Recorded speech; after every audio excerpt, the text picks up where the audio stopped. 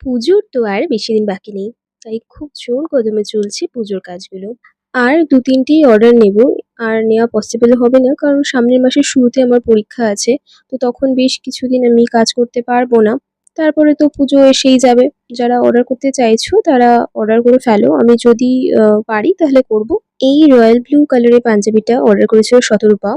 ও আমাকে সাইজটা জাস্ট বলে দিয়েছিল আর রংটা বলে দিয়েছিল। বাকিটা আমার উপর ছেড়ে দিয়েছিল ডিজাইনটা যেহেতু সম্পূর্ণই আমার উপর ছেড়ে দিয়েছিল তাই ভাবলাম আমি তো কোনো একেবারেই বুকের কাছে যে কাজ এরকম কোনো পাঞ্জাবি এখনো অব্দি করিনি, তাহলে এটাতেই করা যাক। এই রয়্যাল ব্লু কালারের উপর হোয়াইট কাজ করলে ভীষণ সুন্দর লাগে। আমি এর আগেও করেছি। এত ব্রাইট হয়, এত সুন্দর ফোটে জিনিসটা যে দেখলেই মনটা ভরে যায়। পুজোর আগে কুরিয়ার অফিসগুলো একটু পার্সেল ডেলিভারিতে লেট করে। তবে এবছর পোস্ট অফিস এতটা প্রবলেম করলো, প্রায় ২ সপ্তাহ মতন পোস্ট অফিসে কোনো কাজই হলো না, যে সবার পার্সেল দিতে আমার অনেকটা করে লেট হয়ে গেছে। তো আশা করছি এবার থেকে সব পার্সেলই ঠিকঠাক টাইমে পাঠিয়ে দিতে পারবো। অনেকেই তোমরা প্রশ্ন করো যে এই হাতে আঁকা জামাগুলো কিভাবে আয়রন করতে হয়।